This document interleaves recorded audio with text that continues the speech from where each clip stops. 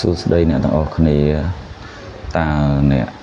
ធ្លាប់មានអារម្មណ៍ថាជីវិតហាក់ដូចជាលឿនពេករហូតដល់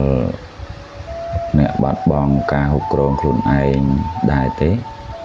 ពេលខ្លះយើងធ្វើអ្វីមួយដោយគ្មានការគិតឬក៏និយាយអ្វីមួយដោយសារតែកំហឹងមួយឆាវពេលនោះហើយដែលយើងចាប់ផ្ដើមស្ដាយក្រោយថ្ងៃនេះយើងនឹងនិយាយអំពីអាវុធដ៏មានអានុភាពដែលយើងម្នាក់មាន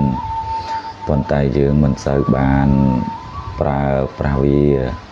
នោះគឺសតិ mindfulness ការរលឹកដឹងខ្លួន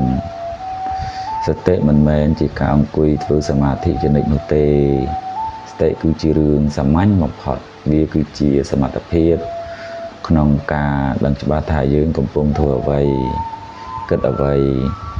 និងមានអារម្មណ៍អ្វីនៅក្នុងពេលបច្ចុប្បន្ននេះដោយមិនវិនិច្ឆ័យឧទាហរណ៍ពេលអ្នកកំពុងទទួលទានអាហារតើអ្នកដឹងរសជាតិពិតប្រាកដរបស់វាទេឬក៏របស់អ្នកកំពុងគិតរឿងការងារសតិជួយទាញចិត្តដែលរសាត់ទៅរកអតីតកាល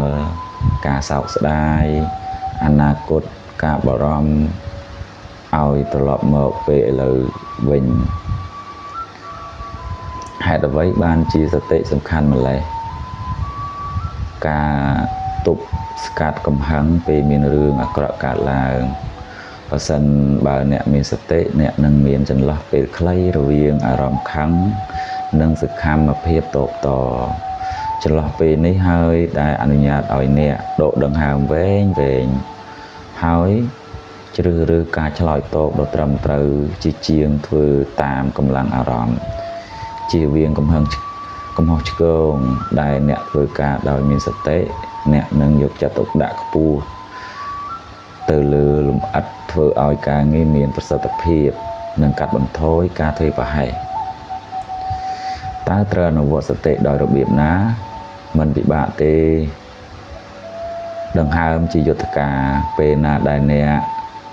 មានអារម្មណ៍តានតឹងសូមឈប់ហើយផ្ដោតលើការដកដង្ហើមរបស់អ្នករយៈពេលតែ3ដងប៉ុណ្ណោះដឹងច្បាស់ពីដង្ហើមចេញនិងដង្ហើមចូលសតិក្នុងសកម្មភាពប្រចាំថ្ងៃ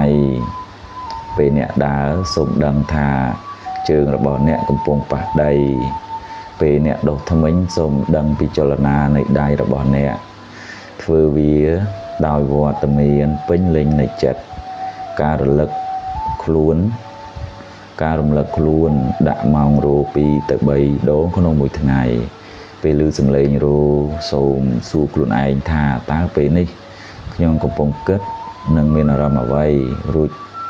ត្រឡប់មកផ្ដោតលើអ្វីដែលអ្នកកំពុងធ្វើវិញសតិគឺជាការវឹកហាត់កាលណាអ្នកអនុវត្តកាន់តែច្រើនចិត្តរបស់អ្នកនឹងកាន់តែរឹងមាំនឹងមានភាពស្ងប់ស្ងាត់សូមចាំថាការមានសតិគឺមិនមែនជាការគេចចេញពីជីវិតទេតែជាការរស់នៅក្នុងជីវិតដោយភាពច្បាស់លាស់សូមចាប់ផ្ដើមអនុវត្តសតិចាប់ពីពេលនេះតទៅកុំភ្លេចចុច like share និង subscribe ដើម្បីទទួលបានមេរៀនអប់រំល្អៗសូមអរគុណ